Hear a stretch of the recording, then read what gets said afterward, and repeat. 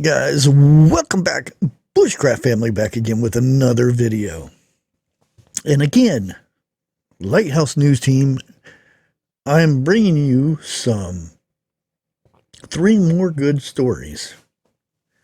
You're going to love these ones. This is the unbreaking news. Yep, the news stories they're forgetting to tell you about. And I think you guys want to know about these ones. Okay, first one, we're going to go to Chicago. Yes. And I've talked about information about this before, about certain stores being run well. Mayor Johnson, Brandon Johnson, yes, announces a partnership with the Economic Security Project to start on a pathway toward opening of government-owned grocery stores in Chicago.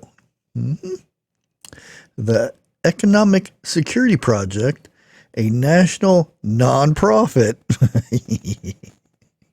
I like it, nonprofit, dedicated to building economic power for all Americans.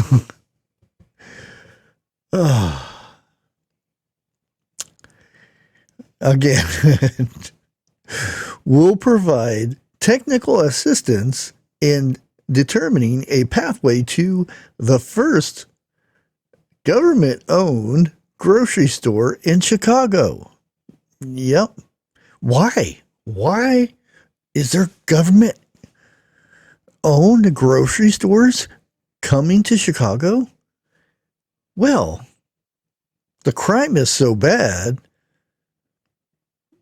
that all the grocery stores, not to mention, you know, the shoplifting that they just are allowed to walk out of the place. You can't say, no, stop. You just got to let them go.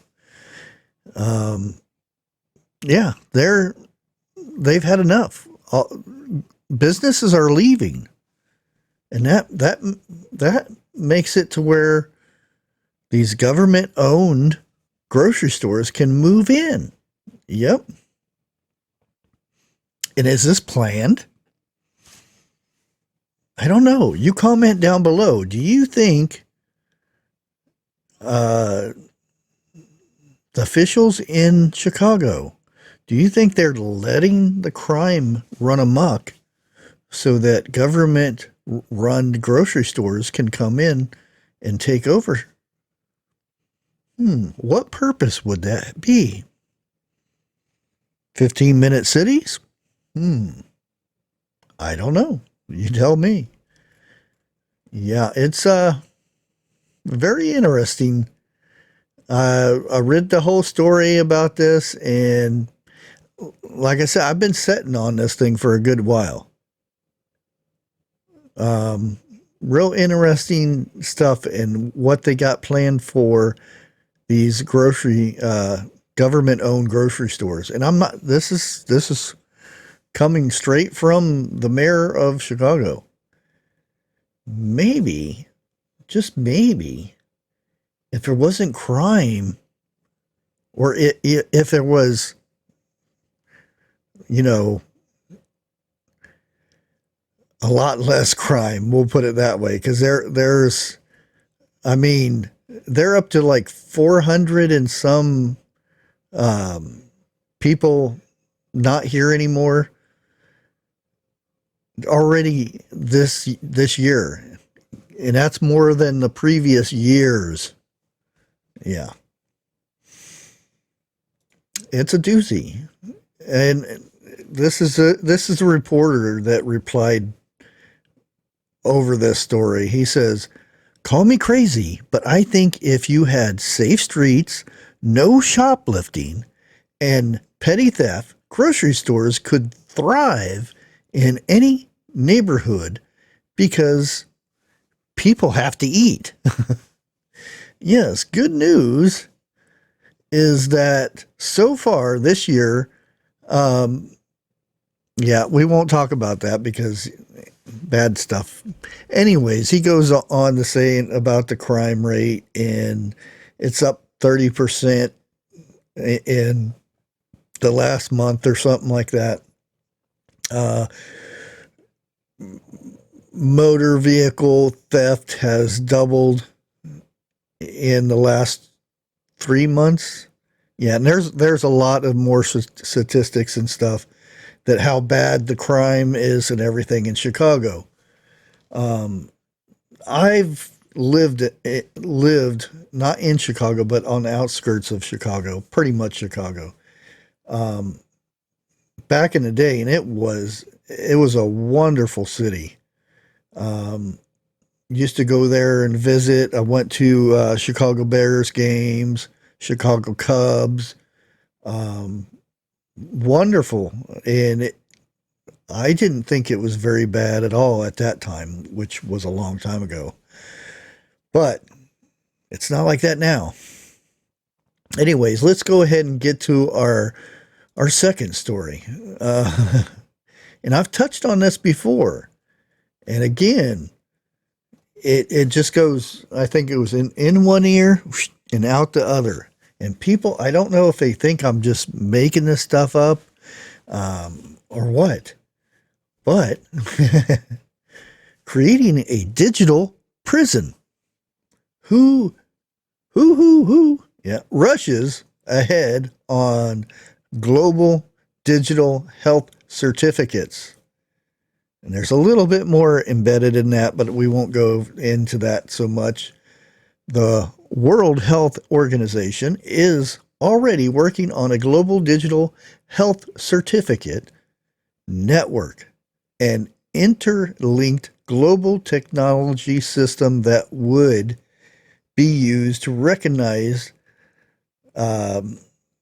your health, I'll put it that way, your juice that you would possibly get, how many times you have gotten this or how many times you gotten that one, your blood type, your DNA, your all that stuff. And it is designed to restrict people from going to certain places because they're at a higher risk than others, or they have gotten something, a bug of some sort, in the past, and they don't feel comfortable for letting you in certain areas. We'll leave it at that. And this system is already in place, ready to go. It's already in the beta stages and all that stuff. It's already penciled. We'll put it. It's already penciled in to 94 countries. And you can actually go and volunteer to test this wherever you're at, whatever country you're in. You can sign up and have it testing right here on your fancy device. Now, there are a lot of things that are not shown in said devices. Other ways of this being used, and I've talked about it in the past. I've talked about it, these people kneeling down and getting your eye scan, the orbital, all that stuff, which it will be part of it, because that system has been or being used in a lot of ways to identify people now. It's not going to be fingerprints or anything like that. It's going to be the eyeball thingy. I don't know, guys. Is this something that you're looking for?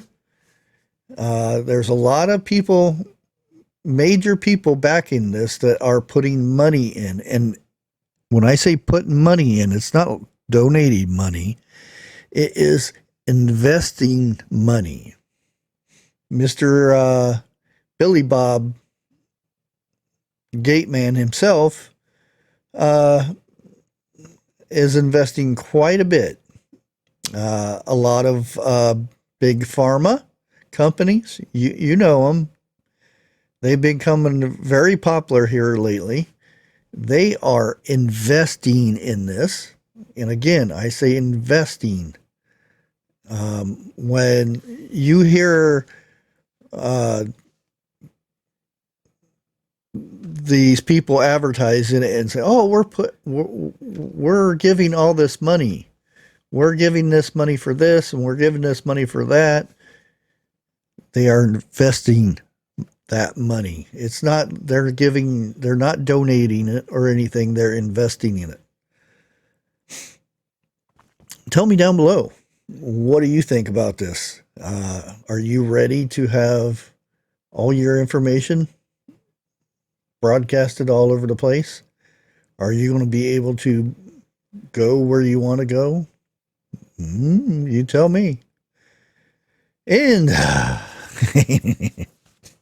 our next one, and this is directed toward our little ones. Okay.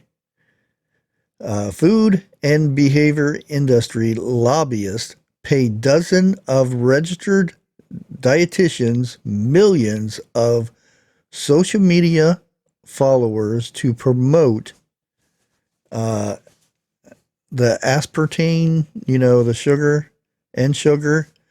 The Washington Post found aspartame is a particularly dangerous for children and has been shown to be toxic to children's brains. Now, why do you think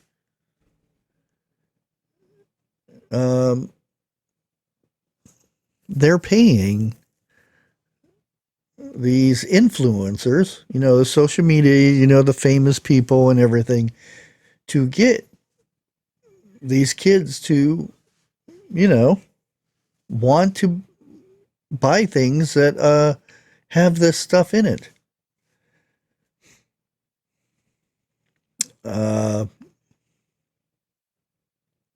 I don't know, guys. And again, and lobby group paid health professionals to promote aspartame on social media to counter the World Health Organization recent assessment that artificial sweeteners is possibly a carcinogen. I probably butchered that one. And is effective for weight loss. So they're telling, they want these kids that may be, overweight or whatnot, that they should be buying stuff or having their parents buy this stuff. Anything that has aspartame in it, because it'll help them lose their weight and healthier and stuff like this. And this is influencers from Facebook, TikTok, YouTube, Instagram, all these that are being paid this. And if they came to me, I'm not saying I'm an influencer or anything like that. They came to me and said, "We'll pay you all this money if you tell these kids that, best way to lose weight is, eat your food with this aspartame." No. No. Maybe get the kids that are having these issues to play outside like we did when we were young.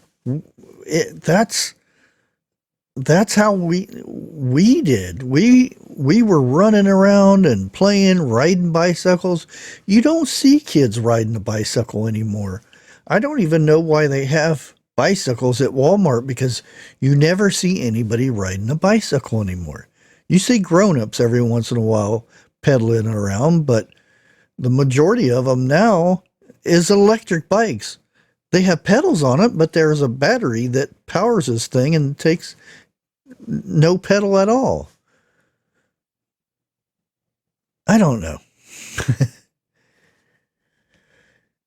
It seems that the food industry is working against everybody.